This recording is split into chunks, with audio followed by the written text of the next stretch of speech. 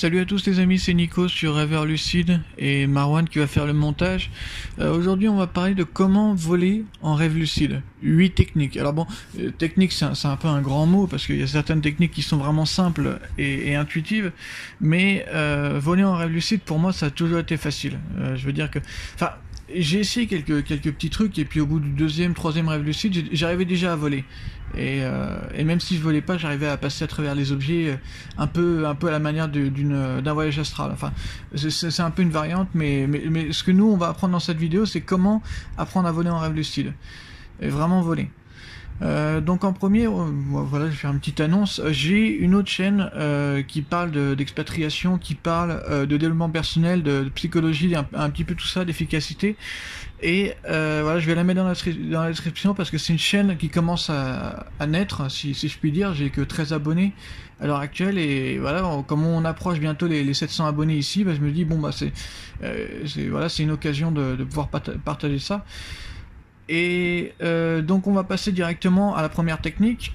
La première technique, c'est d'essayer de voler comme un oiseau. Alors ça c'est le plus simple, c'est ce que moi je fais justement, c'est vraiment d'essayer de reproduire les mouvements, parce que pour moi c'est vraiment la manière la plus simple. Alors on peut essayer aussi de voler un peu comme Superman, c'est aussi efficace, mais pour moi voler comme un oiseau c'est vraiment le plus efficace.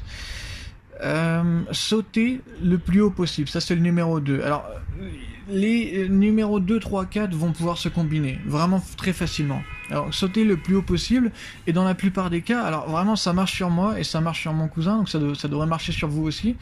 Quand on saute le plus haut possible, des fois on n'atterrit même pas en fait, on se retrouve dans une sorte de lévitation et voilà, une fois que c'est comme ça, et ben on n'a plus qu'à décider de se mettre à voler et ça devient vraiment facile.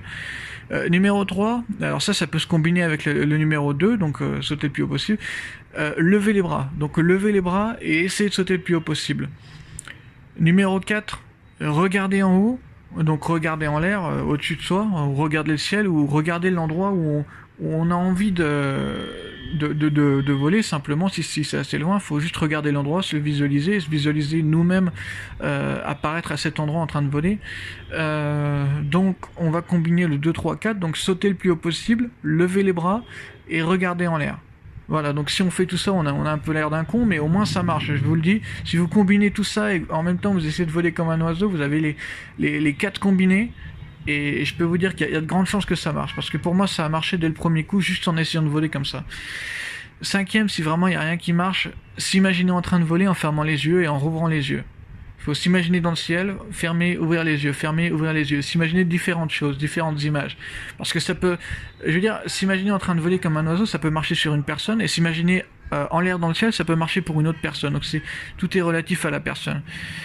Et numéro 6, décider de se mettre à voler. Donc vraiment, c'est une question de confiance en soi aussi, se dire qu'on est capable. Alors moi, c'est bizarre, mais moi, je me suis toujours senti capable de voler en rêve lucide. Voilà, donc je sais pas si vraiment c'est lié à la confiance en soi en général, ou la confiance en termes de rêve lucide, mais bon, voilà, moi j'étais tout enthousiaste à faire des rêves lucides, donc je pense que ça a contribué aussi. Alors numéro 7, si vous n'arrivez pas au numéro 6, c'est faire apparaître un jetpack, une fusée ou un tapis volant, ou n'importe quoi qui peut être extérieur. Alors ça, c'est parfait si on n'arrive pas à la numéro 6, puisqu'on va pas baser sa confiance sur soi, mais sur les objets qu'on va imaginer. Alors numéro 8, le dernier, sauter d'une certaine hauteur. Alors oui, des fois il faut forcer le destin, il faut sauter d'une certaine hauteur. Alors j'ai essayé et des fois ça marche.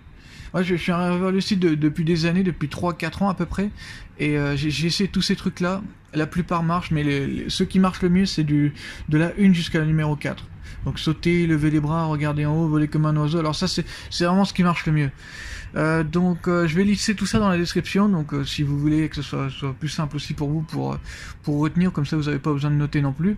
Et petit rappel avant de terminer la vidéo, donc vous avez devenir rêveurlucide.pdf qui est une sorte de guide en fait qui résume toutes les techniques qu'on a retrouvées sur cette chaîne, mais sous forme écrite. Donc ça peut être mieux aussi pour les personnes qui n'ont pas envie de noter ou qui ont envie d'avoir juste une synthèse de tout ce qu'on a pu apprendre par le passé. Il y a même des nouvelles choses, puis il y a même un peu plus aussi de techniques personnelles et des techniques plus avancées. On détaille vraiment tout dans l'ebook, donc si ça vous intéresse, faites un petit tour dans notre boutique. Voilà, c'était Nico et puis Marwan, bon bah salut.